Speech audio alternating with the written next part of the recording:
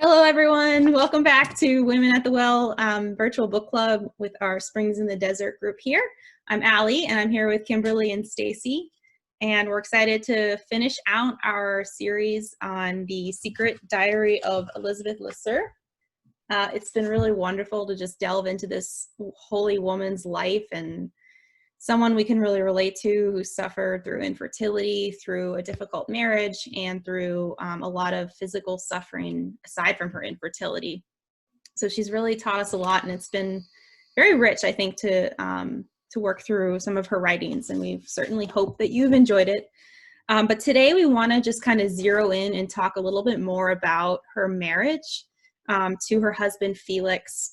We mentioned in the last couple episodes a little bit about their marriage. Our understanding is that Felix was raised Catholic, but at some point during his kind of young adult life, he left the faith and became much more kind of enamored with like the secular rationalist view of the world. He was a doctor, so he was kind of studying a lot of the texts that led him in that direction.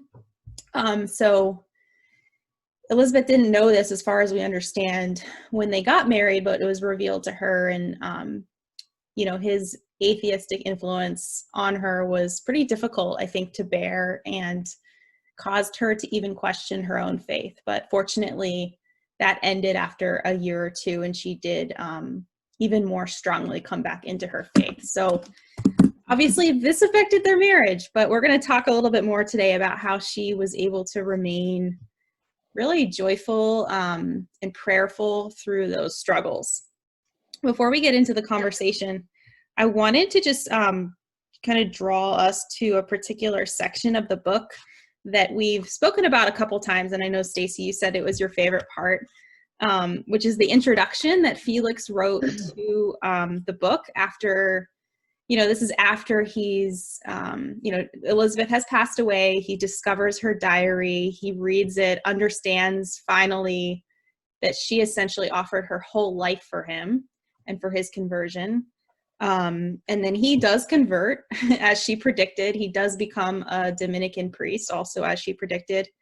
And he writes this introduction really to her life and spirituality for the benefit of all of us. And he talks about what it was like and the regret that he has having tried to take her away from this faith.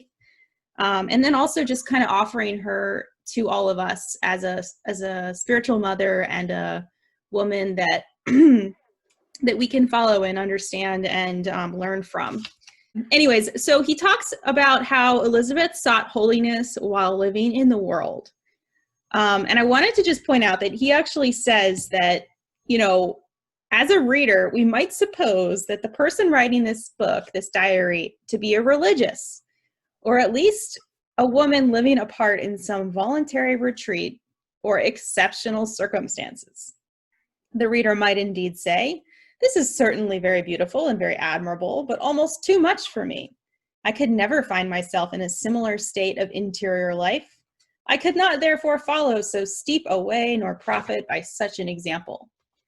In the incidents and worries of daily life, how could one realize so lofty an ideal?" And I've certainly felt that way at times by reading this book. But Felix goes on to say, and in this, the reader would be entirely mistaken. For the writer was a woman of the world, living in the world and fulfilling superbly the obligations of her state. So I think that's really why we chose this book, is because she's a married woman. Yes, she lived at a different time, and perhaps there was a greater faith in the culture that she lived in, but we can relate to her in so much as, she had a husband. She had daily struggles probably with him that we could relate to. They dealt with infertility. They dealt with the loss of loved ones, of, just the difficulties of everyday life and living. So I wanted to just open it up with that for our discussion, and to just go a little bit more into her marriage. I just wanted to open it up to you and Kimberly and Stacey, just kind of your initial thoughts on what struck you as far as Elisabeth's marriage with Felix.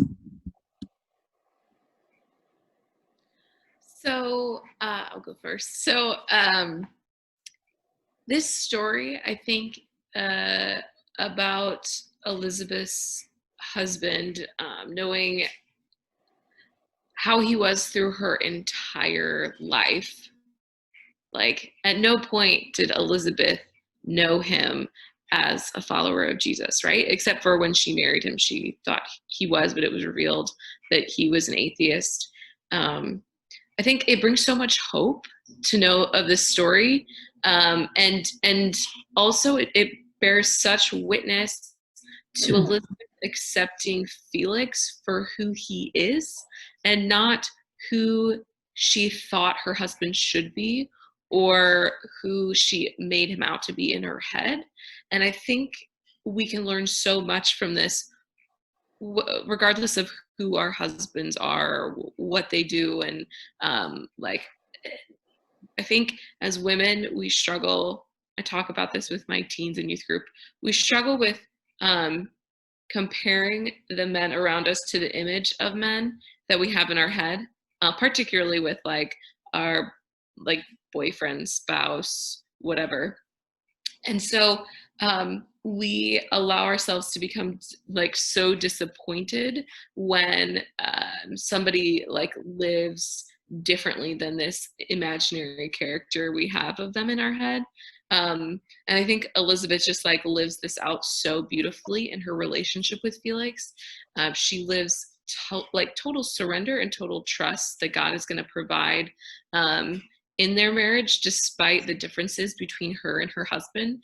And I think about like in my own life, I work for the church. So like for my husband to be an atheist, how embarrassing like would that be for me? It would put me in a very awkward place. I probably would be seen differently than I am if that were the case. But yet like Elisabeth, she doesn't necessarily work for the church, but she serves the church very much so, especially in her volunteer work for the poor and those in need. She loved her husband so deeply, despite all of these things, it's so amazing to me how often we can look at our husbands or just people around us and say, okay, this is a problem that needs fixed, instead of just like choosing to love them despite their flaws, despite any disillusionment that we've created because of the image we've made up for them in our heads. So that's like my initial reaction to this story of her relationship with Felix. Yeah, I really, the thought of duty, she really talks about this, and I feel like we've lost that sense entirely in our culture. We think so much of if things please me, how I want them to be. We think of the way, we just want everything to suit us. And she's constantly thinking about her duty in the world, the duty she has to her husband to be a joyful companion. I think that's beautiful to think of it that way, instead of like, is he pleasing me? He's not on the same page, so I'm just going to debate him about this until I can, convert him, or get him to understand like my faith. But she makes it a point to not ever speak of her faith, to she has a beautiful quote about allowing him to see the fruits, but not the sap, not the faith behind the fruits, but just for him to see her life and to see the fruit of it, and to just see the good things that her faith has brought about, as opposed to the frustration that she has that he's not sharing in it, that they're not on the same page, that they're not, some would say equally yoked, that she may feel like, I'm with this man who, and I'm sure she was exposed to faith-filled men who she might, you would think might be like putting on a pedestal and thinking, I want my husband like this. But no, she seems like she never would do that. She just really understood that this was the man that God had given her, and that her duty was to love him completely, and to, present herself well. I mean, she made a very strong effort to keep her appearance, you know, nice, so that he would see her as attractive, and she was, you know, so it wasn't like she was trying to make herself look nice because she wanted to be seen in a certain way. It was that this was a part of her gift to her husband, was to be beautiful and to be joyful and to go along and travel with him and be his companion, and to really, she had a strong duty to develop herself intellectually, which I really love, you know, that focus on educating herself and to really develop herself so that she could discuss things with him intellectually and be a stimulating, you know, intellectual companion with her husband. I mean, I don't think she only did it for her husband. I mean, they traveled in very highly intellectual circles, atheistic, unfortunately, but she felt that it was her duty to be able to speak and to share her faith in a more intellectual way by discussing philosophical, being able to kind of find the problems philosophically, but more speaking to the heart, I think, of each person. But anyway, I just thought she was just a great model in that. Absolutely. And you're right. It's so countercultural to the way that we've kind of been taught that, you know, you demand what you need in a relationship and you get what, you know, these kinds of things that we hear kind of just in different ways in our culture. Elisabeth really refutes a lot of that. What struck me the most about her discussions about how she relates to her husband is a couple things. One, it's very obvious to me that she sets time apart from him. And we spoke about this a little bit in the last episode, but clearly her prayer life and her relationship with God come first. Like, she has the order right. She doesn't try to make her husband her everything in her life.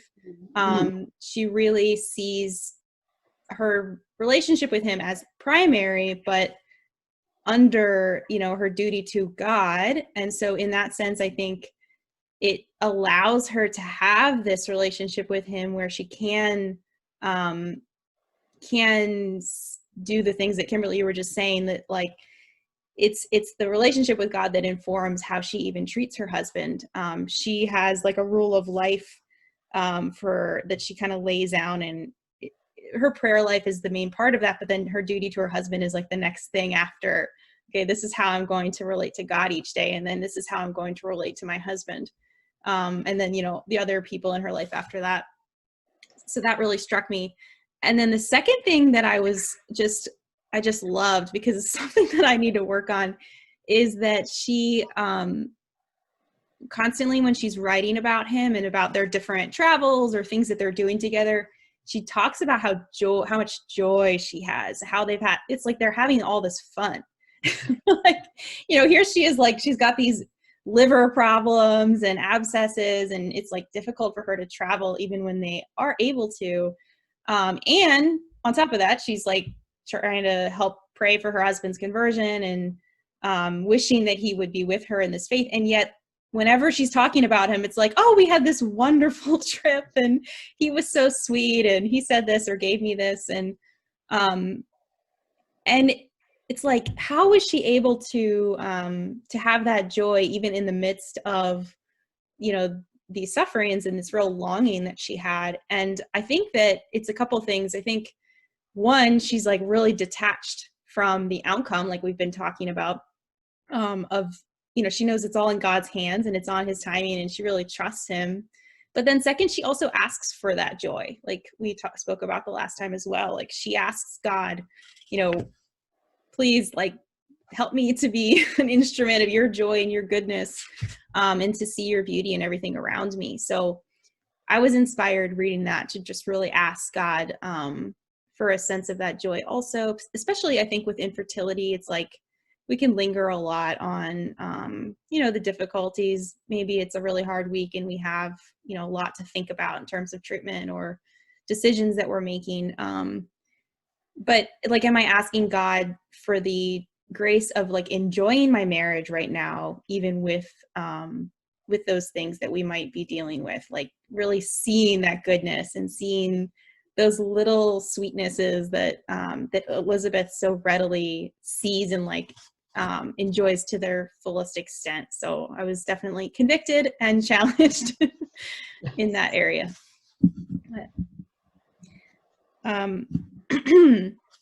Let's see. So what did y'all think about, I just wanted to touch on the duty part that I spoke about. So it's on page 68, and it kind of starts on 68 where she goes into her rule of life.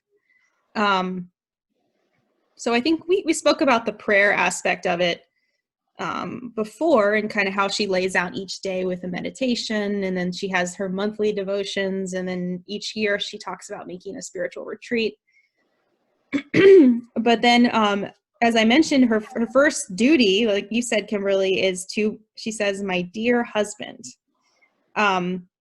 She talks about how really it's like tenderness, affection, presenting to him, like you're saying, Kimberly, like this sweetness and gentleness, and offering that to him. I was just wondering what you all thought about that in terms of how that,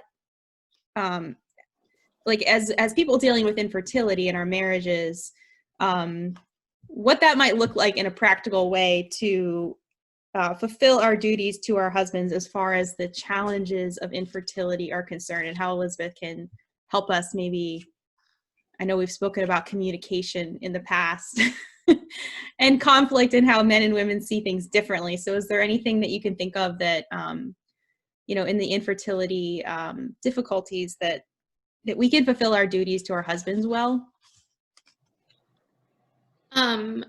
This reminds me of, this isn't specific to infertility, but when I've gotten caught up in some kind of disagreement with like a family member, and for whatever reason, I've allowed it to sort of just consume me and like my mind and my thinking, which is like, it's not properly ordered, but like I shouldn't allow it to do that. And so like recognizing that my duty, I think what Elisabeth speaks to here, like recognizing that her duty first comes to her husband, and like in our ability and our capacity to like step aside, or like put aside those other things that are distracting us, or maybe consuming us more than they should be, in a disordered way. And I think that this could relate also to like our experience of infertility. Not that we ever ignore a problem that we're going through, but maybe it means like seeking like the help that we need to process some of the emotions and some of the grief.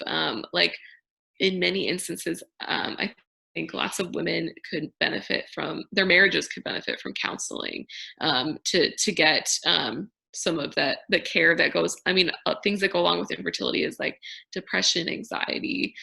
So like seeking help to better themselves, and to eliminate like eliminate disorder in their life, so that they can be like the best wife to their husband, the best version. How can I better be myself, to just be me in my marriage, to spread joy in my marriage, to be there to support my husband, to look at ourselves and to be able to set aside things that could be distracting, or just like little disorders. How can I find healing in this disorder, maybe by counseling or whatever, so that I can present the best me to my husband? Yes, I think that's a really good point. And to add on to that is, when we become obsessed and focused only on the baby, I want a baby, we can very easily set our husbands aside, and maybe even see them as an obstacle to what we want, particularly if they aren't interested in going in the same direction that we are. So if we're thinking, I want to try this treatment, I want to do this, and maybe our husbands are like, no, I'm not going to do it. Or, you know, I want to adopt, I want to start, you know, I found this agency, I want to start moving, and our husbands are like, nope, I'm not interested in that. You can really, it can become very difficult to accept our husbands, that it's not just, so for me, I know it's helped me so much to constantly think, like, God has put me with this man. This is like, it's us together. It's not what I want. It's what we together want together. And that, I constantly think the image of a three-legged race. I'm always like, we are in a three-legged race for the rest to the end of time. And, you know, if you're not moving, you know, if you just like, I'm just sitting down, you know, you're not getting anywhere, you know, and it's like, we both have to be on board with the same thing. And so it can be, I just think it's so important to focus on us together and bringing fun. Like my husband and I were constantly, we focus on projects a lot, you know, okay, we got this project we're working on. Okay, now we're working on this project, and now we're working on this, and we forget, we just need to enjoy each other and have fun together and take time to just laugh and build up us, you know. And I think like that was something Elisabeth was really so good at. It was just like, she's Team Leseur. She's all about, you know, not, well, this is my dream and my vision, and I'm growing so much spiritually and you're way down here. And she was always thinking like, we're together. And that has to be, I think, the fundamental focus of our marriages, is like, we're together in this. God has us together. And you know what? We're not moving forward unless we're both on board, and to have that peace. Yeah, that's so good. I love that image of the three-legged race. That's perfect. She says that what you were talking about reminded me of something on, I think it's page 91. She says, one of her resolutions is to hold in check my longing, which is sometimes so strong, for a life that is different from my own. And I've talked about this before, but that it goes along with that for me, is like, oh, if only, you know, this person would be different. But it's like, we can go on these kind of, you know, fantasies of like, if only blah, blah, blah, then I would be happier, then we would be able to adopt, or then we would have had biological children. And it's like, all of that is just, I think it's just not helpful. Because we are where we are. And like you said, God has brought us together, and he wants to for us to be together. And like, that is the primary purpose of like, the whole thing is like our marriage, you know, it should be number one. So I totally agree with that. And I think what also struck me is that in the duty aspect of it, it's like, do I pray for my husband? This is something I've been convicted of recently, because it's like, if I'm not doing that, then what, you know, when we do have those disagreements, or we are on the same page, like, how am I going to how am I ever going to be able to have that patience to allow God to work things out in his timing if I'm not praying for my husband? You know, like if I don't start with really just turning to prayer even before I turn to an argument, or turn to, maybe I can convince him of this, you know, convince him that this is a good idea right now, rather than turning to God and asking God to change his heart or to change mine, if, you know, whatever his will is. So she definitely gives an example of, Elisabeth gives an example of just prayer being the underlying action, I think, for the peace, the peace in even the most difficult circumstances and things that we can't agree on, like a belief in God, the belief in God. I mean, they don't share that. So the fact that she can continue to love him and fulfill her duty in spite of that, I think comes from that prayer that she possesses. So, yeah. Well, I think it's good because it's like, she knows who she is. Yeah. This is what, like, she knows who she is, and fundamentally, you know, she is a child of God, and she is a wife.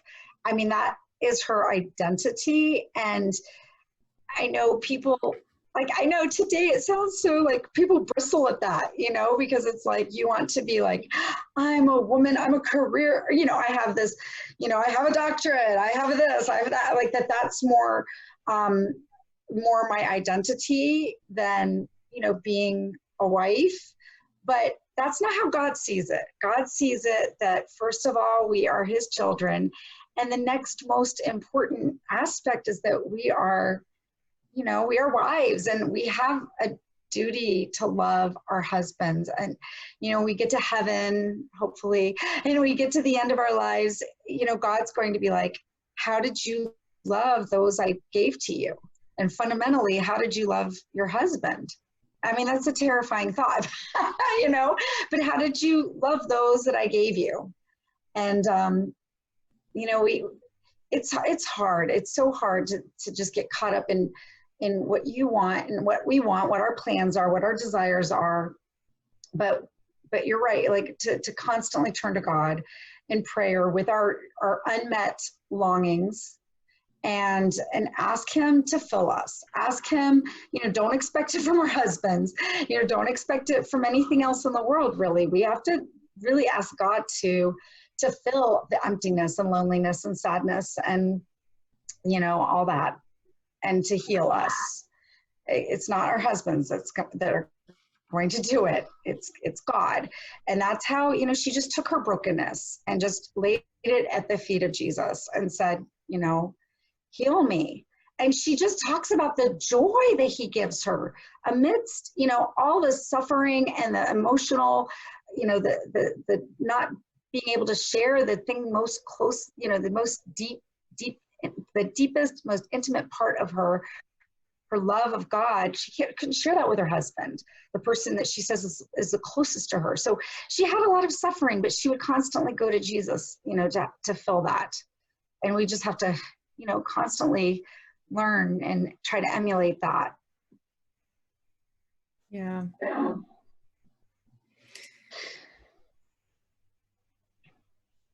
To this checking of longings, to keep your longings in check. I think one way that my husband and I have been striving sort of to do this is by making sure like not a day goes by when we don't list our blessings out loud.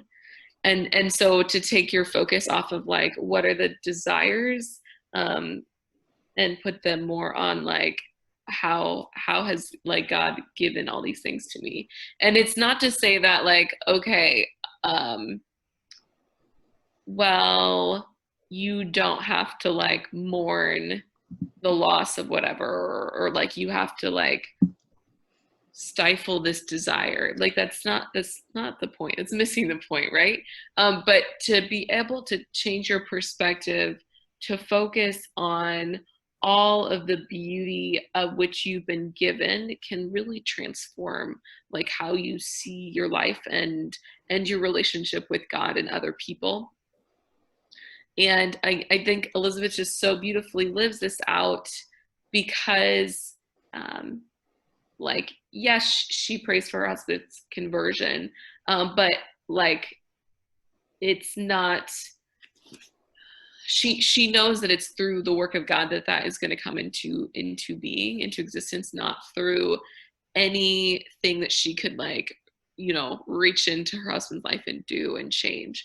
And in that, we keep speaking back on this element of joy, but she just exudes joy in every moment and everything that she does, despite all of the suffering, not just from lack of having children, but lack of being able to share with her husband in her relationship with Jesus. That continual focus back on the joy of just life and just having the gift of life. She never sees, I mean, her suffering at a point, and I know I talked about this in the last episode, but her suffering turns into her dearest companions, because it's through that she's become more deeply united to Christ. And so I just think it's beautiful that even despite, I mean, like I have a great relationship with my husband, and he is Catholic, and we go to church together, and we do youth group stuff together. We do young adult ministry together.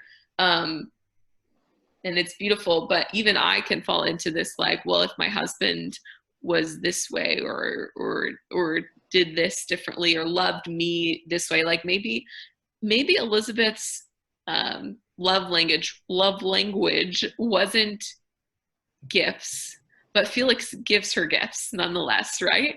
And she acts as it's like the most beautiful thing in the world that she's received, and she allows it to impact her heart. And that made me think. I don't know why I got caught up on that. Those gifts that she gets throughout the diary. I was like, well, what if that wasn't her love language? She wouldn't have said anything, would she? Though she would have, like, she would almost like try to conform her heart to recognize the ways that her husband is loving her. And in my own life, we have this joke that I have all 5 love languages, and my husband has none of them. It's not true, but like, just like, okay, my husband's gonna love me in the way that he sees best, and I can like work to help him see what better ways there are to love me.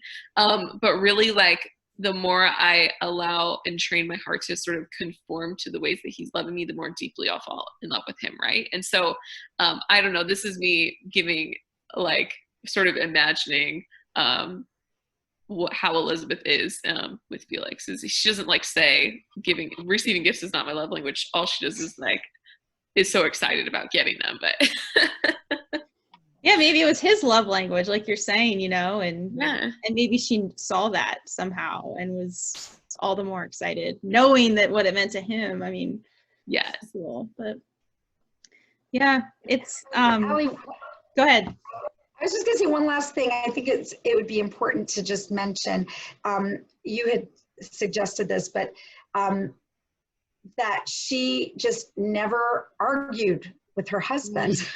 I think that's a really important thing to think about, because how easy it is to debate and argue, and especially when it's fruitless, like it's not like you're kind of discussing an issue, but if she's talking about that fruitless, like arguing, that can become very, it can become a habit, habitual, even just that, feeling at odds with one another. And I just think, I have a friend who, talked about giving up complaining for Lent, and how much that impacted her marriage.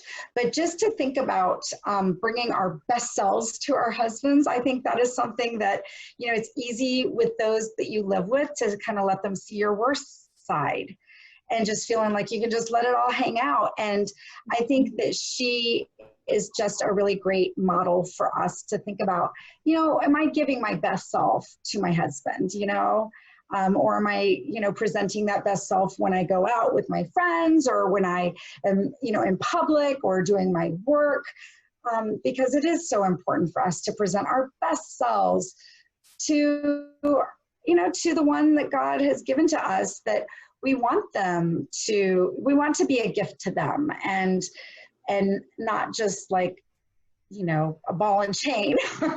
So I think that she's a really good model for that. Yes. So on page 102, just to kind of close out a thought here, Elisabeth has this beautiful quote that we want to leave you with. She says on page 102 that people in the world do not realize that one can be very detached from all human things and live a keen spiritual life, and yet find sweetness in the interests, occupations, and joys of life. However, it is only when one has rooted oneself in eternity that one can let one's humble little bark float upon the surface of the waves and rejoice fully in the view from earthly rivers. Storms no longer frighten one. The clear sky makes one bold. The sun is always shining behind the clouds. The light, for all its beauty, does not conceal the eternal and splendid light that guides us to port and waits for us there. And later, may God be praised for all joys and griefs. May he help me by the spiritual joy that exists even in the midst of interior gloom to praise and glorify him until I breathe no more, until I enter eternity. So unless y'all have any last thoughts, I think we'll close with that. And thank you so much for joining us for this virtual book club. It's been wonderful to be with you. And stay tuned for more podcast episodes. Please subscribe to our podcast and also rate and review it so we can help other people find it. And stay tuned for some great content coming up in September and then later this fall for our next virtual book club. I think I can announce that we're going to be reading Under the Laurel Tree by Nicole Raucus. I think that's how you say it. So we'll put a link on our social media pages so y'all can start checking that out. But it's specifically about infertility, so it'll be a little more directly related to the struggle of infertility. So we're looking forward to that discussion. And thanks again for joining us. Bye, y'all. Bye. Bye.